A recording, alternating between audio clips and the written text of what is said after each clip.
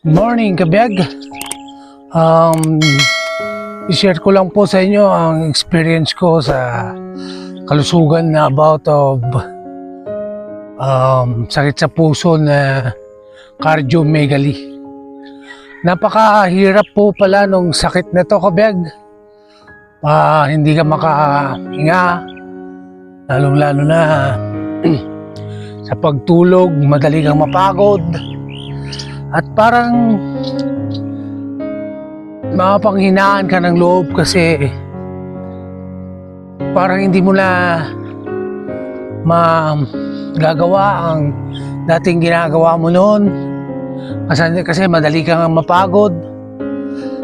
At sa experience ko na po to na sakit na cardiomegaly ay ongoing pa rin po hanggang ngayon na nararamdaman ko. At sa awa ng Diyos, sana po ma-recover ko po itong sakit na ito. At sa aking nakita, kasi ganun din po ang sakit ng aking kapatid na cardiomegaly din, na heart enlargement din. At ngayon noong October ito lang po, habang kami kumakain, tapos na po siyang kumain at uminom lang po siya ng tubig. Pagkatapos na po uminom ng tubig, bigla na lang po siya natumba sa kinakatayuan niya. At yun po yung experience na nakita ko na talaga pong napakahirap po pala ng may sakit sa puso ng ganon talaga. Yun po yung dahilan ng kanyang kinamatay. Sa araw po yun, harap-harapan po kami lahat. Kasama ko yung mga kamag-anak ko na kumakain. Doon po namin nakita kung gaano kasaklap pala ang magkaroon ng sakit na ganito. Yun po yung kinamatay niya.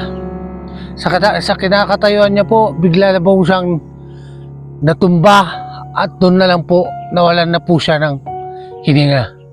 Yun po yung kinamatay niya. Kaya lahat po ng may sakit na sa puso dyan, huwag niyo pong iwalang bahala. Kung may nararamdaman po kayo, pa-check up na po kayo. Kasi ang hirap po.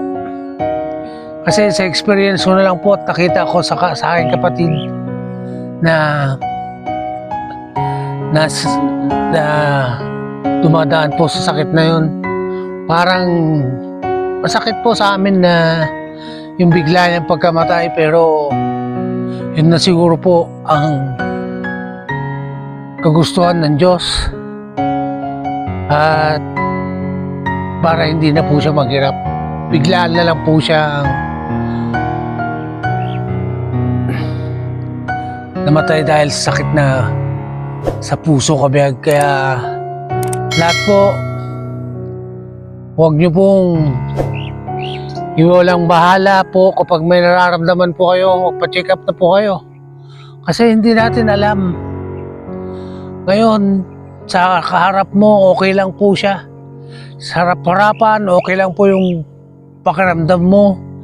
Pero hindi mo na alam po sa internal, sa loob po pala, ay doon na po pala yan, nararamdaman mo na mayroon ka na po palang ganito. Oo, mararamdaman mo po yan. Pero sa ibang tao, hindi nila nakikita, pero makikita nila yung kahinaan mo.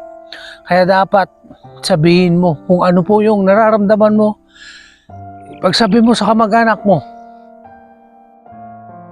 At pagpatingin ka po sa doktor mo. Ganun lang po. Kaya sa lahat po ng mayroon pong nararamdaman na katulad na nararamdaman ko po na eto, sakit na puso.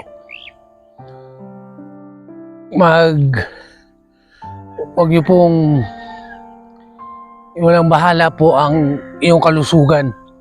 Kasi hindi po na, sinasabi ko na lang po, ngayon okay ka, pero baka mamaya nasa kabaong na po tayo.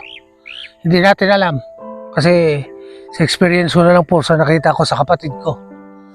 Oh, lahat lang po kami, kumakain lang po kami. Harap-harapan.